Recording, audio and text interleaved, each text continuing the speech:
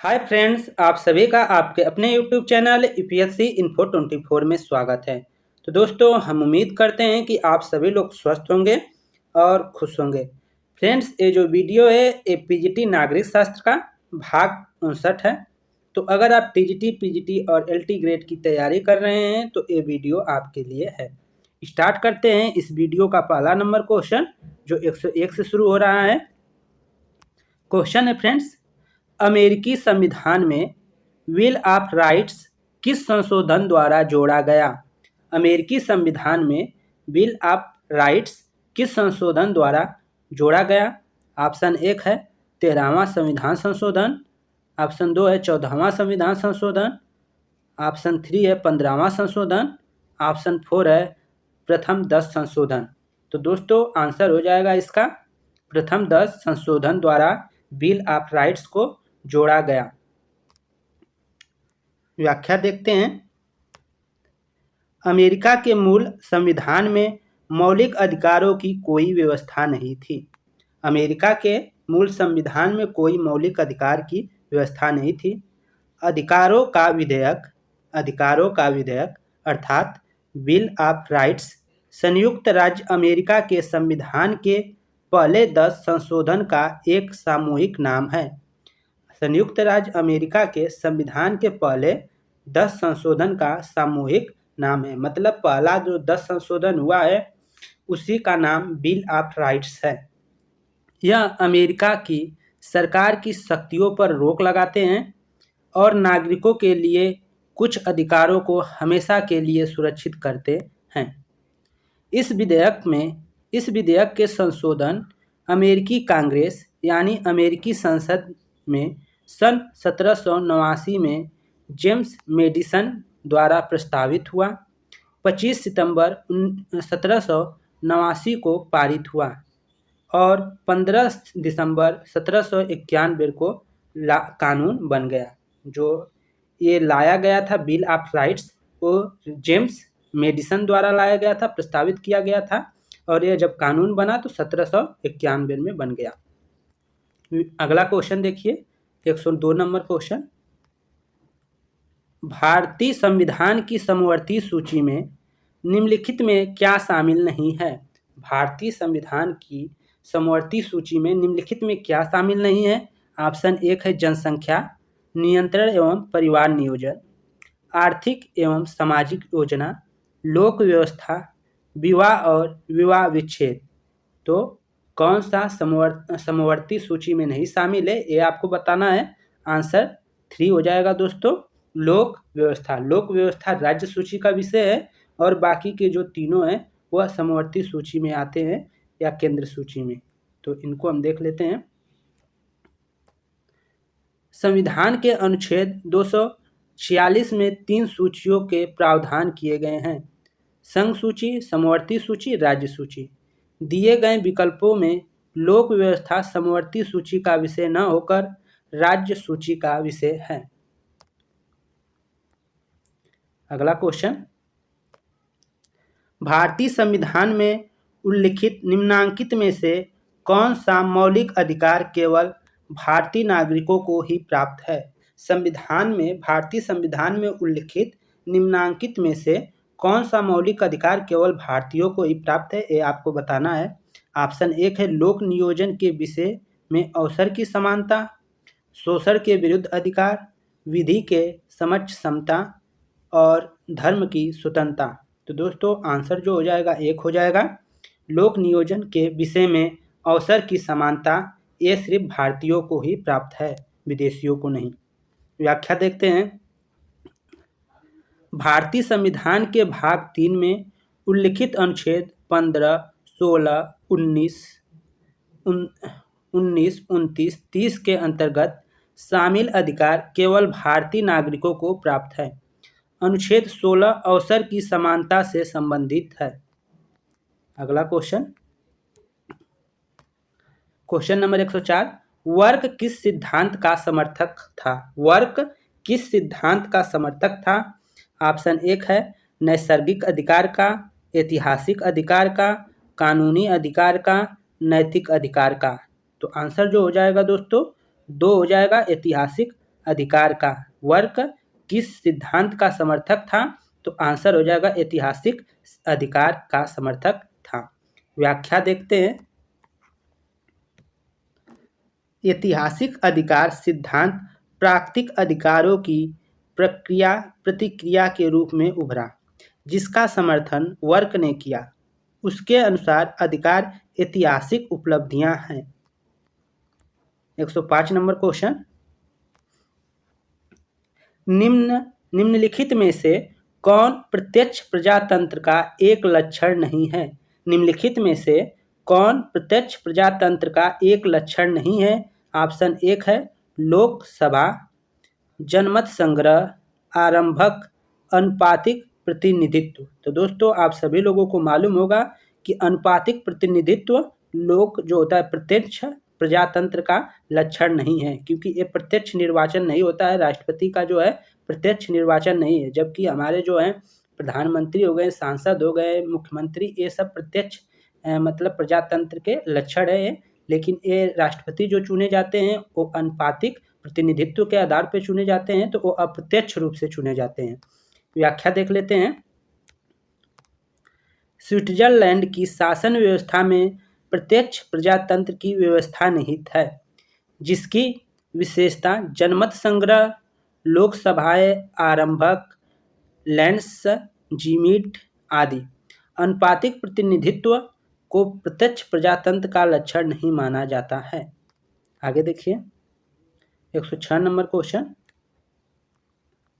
फांसीवाद निम्नलिखित में से किसको महिमा मंडित करते हैं? फांसीवाद निम्नलिखित में से किसको महिमा मंडित करते हैं? ऑप्शन 1 है, ऑप्शन नहीं दिया है दोस्तों, एक कूट दिया गया है, हिंसा, युद्ध, नेता, क्रांति। तो दोस्तों ऊपर के जो तीनों हैं वो सही हैं। हिंसा, युद्ध और नेता को फांसीवाद क्या करते हैं? इन तीनों का महिमा मंडल करते हैं, क्रांति का नहीं। तो आंसर जो हो जाएगा हमारा ए बी सी सही हो जाएगा। आंसर जो हमारा होगा वो ए बी सी सही हो जाएगा, अर्थात एक सही हो जाएगा। व्याख्या देखते हैं। फांसीवाद का प्रवर्तक इटली का बेनितो मुसोलिनी था। इसमें हिंसा, युद्ध तथा नेता की भूमिका होती है।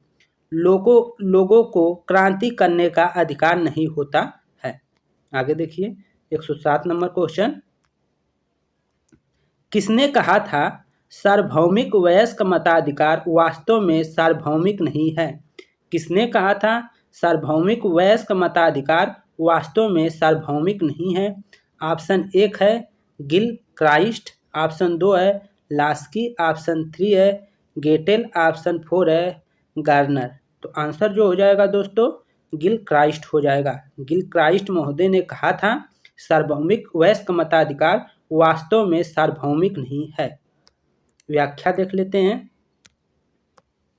गिल क्राइस्ट ने कहा है कि सार्वभौमिक वयस्क मताधिकार वास्तव में सार्वभौमिक नहीं है। अगला क्वेश्चन 108 नंबर,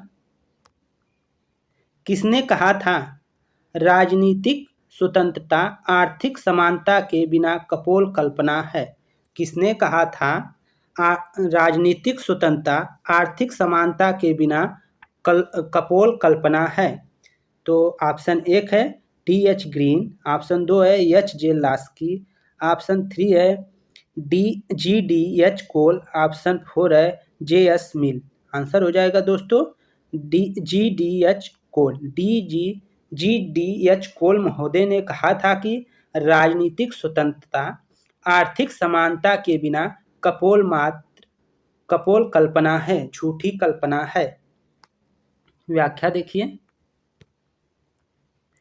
जी.डी.एच. कोल के अनुसार आर्थिक समानता के अभाव में राजनीतिक स्वतंत्रता केवल एक भ्रम है। लास्की के अनुसार आर्थिक समानता के बिना राजनीतिक स्वतंत्रता कभी भी वास्तविक नहीं हो सकती। ये दोनों तथ्य आप नोट कर लीजिएगा जरूर। अगला है 109 नंबर क्वेश्चन, राजनीतिक दल न्यू अधिकार संगठित उन नागरिकों का समूह होता है जो राजनीतिक इकाई के रूप में कार्य करता है और जिसका उद्देश्य अपने मत बल के प्रयोग द्वारा सरकार पर नियंत्रण करना व अपनी सामान्य नीतियों को क्रियान्वित करना होता है। निम्नलिखित में से किस राजनीतिक विचारक ने दल की उपयुक्त परिभाषा दी है? किसने दी है? ऑप्शन 1 है बर्क, 2 है गेटले, 3 है लॉर्ड ब्राइस और 4 है डुवर्जर। तो किसने दी है दोस्तों? तो आंसर हो जाएगा 2 गेटले। गेटले महोदय ने यह परिभाषा दी है जो ऊपर अभी बताए हैं। व्याख्या देख लेते हैं। गेटले एक राजनीतिक विचारक हैं। उसने दल को इस प्रकार परिभाषित किया। राजनीतिक दल न्यू अधिकार संगठित उन नागरिकों का समूह होता है जो राजनीतिक इकाई के रूप में कार्य करता है और जिसका उद्देश्य अपने मतदाता बल के प्रयोग द्वारा संस्कार यहाँ पे रहना चाहिए सरकार पर नियंत्रण करना व अपनी समान नीतियों को क्रियान्वित करना होता है। मत बल का प्रयोग कर सरकार पर नियंत्रण करना और अपनी समान नीतियों को क्रियान्वित करना होता है। अगला 110 नंबर क्वेश्चन, निम्नलिखित में से कौन संगठन का आधार नहीं है? निम्नलिखित में से कौन संगठन का आधार नहीं है? ऑप्शन 1 है उद्देश्य, ऑप्शन 2 है प्रक्रिया, ऑप्शन 3 है व्यक्ति, 4 है योजना। तो दोस्तों इसमें जो योजना हो जाएगा वो आंसर हो जाएगा कि योजना संगठन का आधार नहीं है, बाकी के तीनों हैं। व्याख्या देख लेते हैं। संगठन से आशय सरकारी प्रयोग की एक सुनियोजित व्यवस्था से है जिसमें हर प्रतिभागी की एक भूमिका, कर्तव्य और जिम्मेदारियां होती है।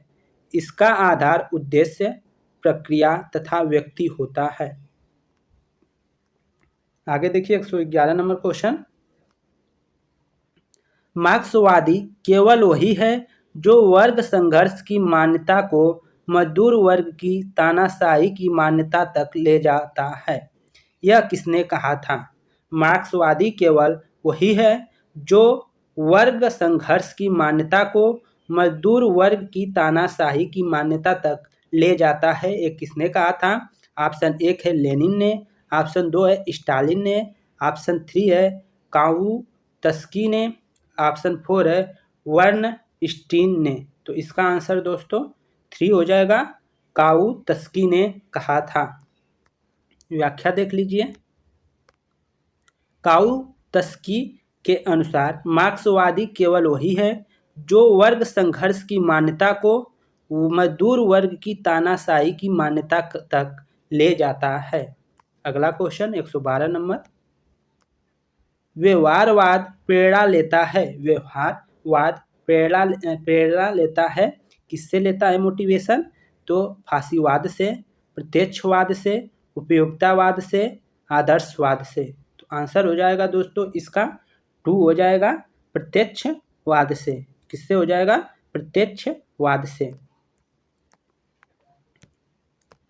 प्रत्यक्षवाद वह सिद्धांत है जो केवल वैज्ञानिक पद्धति से प्राप्त ज्ञान को विश्वसनीय और प्रामाणिक मानता है। व्यवहारवाद प्रत्यक्षवाद से प्रेरणा लेता है। व्यवहारवादियों ने राजनीतिक विज्ञान को प्राकृतिक विज्ञान की तरह बनाने के लिए वैज्ञानिक पद्धति को अध्ययन व विश्लेषण का आधार बनाया। आगे देखिए 113 नंबर क्वेश्चन, हीगल ने नागरिक समाज को देखा। हीगल ने नागरिक समाज को किस रूप में देखा? ऑप्शन 1 है विशिष्टता के प्रभाव क्षेत्र के रूप में, स्वतंत्रता के प्रभाव क्षेत्र के रूप में, सार्वत्रिकता के प्रभाव क्षेत्र के रूप में, सामंजस्य के प्रभाव क्षेत्र के रूप में। तो आंसर हो जाएगा दोस्तों 3, सार्वत्रिकता के प्रभाव क्षेत्र के रूप में हीगल ने नागरिक समाज को देखा है। व्याख्या देख लीजिए। हीगल के लिए नागरिक समाज विरोधाभासी बलों द्वारा प्रमाणित होता है। हीगल के लिए नागरिक समाज विरोधाभासी बलों द्वारा प्रमाणित होता है। पूंजीवादी हितों के दायरे में होने के नाते उसके अंतर्गत संघर्ष और असमानता की संभावना है। इसीलिए समाज में नैतिक व्यवस्था बनाए रखने के लिए राज्य की सतत निगरानी की आवश्यकता है। हीगल ने नागरिक समाज को सार्वत्रिकता के प्रभाव क्षेत्र के रूप में देखा है। आगे 114 नंबर क्वेश्चन। भारत में लोक सेवा में भर्ती के लिए प्रारंभिक परीक्षा पद्धति की सर्वप्रथम अनुशंसा की गई थी। भारत में लोक सेवा में भर्ती के लिए प्रारंभिक पद्धति की सर्वप्रथम अनुशंसा की गई थी किसके द्वारा? तो एफ लवी प्रतिवेदन में, गोरवाला प्रतिवेदन में, प्रशासनिक सुधार आयोग ARC प्रतिवेदन में, कोठारी प्रतिवेदन में। तो आंसर जो हो जाएगा दोस्तों 4 हो जाएगा, कोठारी प्रतिवेदन में। व्याख्या देख लेते हैं। भर्ती नीति और चयन प्रक्रिया पर DC कोठारी की अध्यक्षता में कोठारी आयोग का गठन किया गया, जिसमें अपना प्रतिवेदन वर्ष 1976 में सौंपा। उन्होंने प्रारंभिक परीक्षा तथा प्रशिक्षण के समक्ष परीक्षण कराने की संस्तुति की। आगे देखिए 115 नंबर क्वेश्चन। वितरण न्याय के सिद्धांत का प्रतिपादन सबसे पहले किया गया था। वितरण न्याय के सिद्धांत का प्रतिपादन सबसे पहले किया गया था अरस्तु द्वारा, गाडविन द्वारा, हर्बर्ट स्पेंसर द्वारा, राल्स द्वारा। तो दोस्तों आंसर जो हो जाएगा इसका 115 नंबर का आपका पहला नंबर हो जाएगा अरस्तु द्वारा। 115 का जो आंसर हो जाएगा वो अरस्तु द्वारा हो जाएगा। वितरण न्याय के सिद्धांत का प्रतिपादन सबसे पहले किया गया था अरस्तु द्वारा। व्याख्या देख लेते हैं। अरस्तु ने सर्वप्रथम वितरण न्याय का सिद्धांत प्रतिपादित किया। उसके अनुसार राज्य अपने नागरिकों में राजनीतिक पदों, पुरस्कारों तथा लाभों तथा सम्मानों आदि का बंटवारा न्यायपूर्वक तरीके से करे। तो फ्रेंड्स ये वीडियो यहीं पे समाप्त होती है। अगर आपको वीडियो पसंद आए तो वीडियो को प्लीज़ लाइक कर दें, और दोस्त आप चैनल पे नए हैं तो चैनल को ज़रूर सब्सक्राइब कर दें। और फ्रेंड्स अगर कोई आपका दोस्त है तो आप उसको ज़रूर शेयर करें, जो TGT PGT की तैयारी कर रहे हैं उनको इस वीडियो को ज़रूर शेयर करें, क्योंकि उनको भी कुछ ना कुछ इससे सीखने को मिलेगा। इससे हमारा भी भला होगा और आपके दोस्त का भी भला होगा। तो सभी दोस्तों को नमस्कार। दोस्तों आप लोग खुश होकर तैयारी को करते रहिए। ये मत सोचिए कि तैयारी करने में कितना टाइम लग रहा है और पेपर अभी नहीं हो रहा है। अभी आपको लग रहा होगा कि आपकी तैयारी पूरी हो चुकी है, लेकिन अभी नहीं, अभी कुछ ना कुछ कसर ज़रूर होगा। अगर आपको ऐसा लग रहा है तो आपको बहुत अच्छी बात है, गुड बात है, अच्छी बात है, लेकिन आप अपने तैयारी को रखिए। इसमें थोड़ा भी ये नहीं सोचिए कि अभी डेट नहीं आया है और हम थोड़ा सा डिले करें। तो कुछ नहीं है, जैसे आप पढ़ रहे हैं मन से पढ़ते रहिए, एक-एक घंटे के महत्व को समझिए और पूरा जी जान लगा दीजिए, क्योंकि हर वैकेंसी आप देख रहे हैं प्राइवेटीकरण करते जा रहे हैं लोग। तो आप ये ध्यान रखें कि आपको इसी साल जो लोग फार्म फिल किए हैं, हो सके तो आप लोग खूब जी जान लगाकर मेहनत कर कर किसी तरह नौकरी पा लीजिए, अन्यथा आगे चलकर क्या होगा कोई नहीं जानता है। तो इस समय को वेस्ट ना करें, ये ना सोचें कि डेट नहीं आया है तो हम कम पढ़ें, ऐसा गलती ना करें। आप तैयारी अपना पूरा रखिए, वो परीक्षा कल ले लें, चाहे 1 सप्ताह बाद ले लें, चाहे 1 महीना बाद, चाहे 1 साल बाद, आप अपने पढ़ाई को कंटिन्यू जारी रखिए, यही आपसे रिक्वेस्ट है। तो सभी लोगों को नमस्कार, शुभ रात्रि।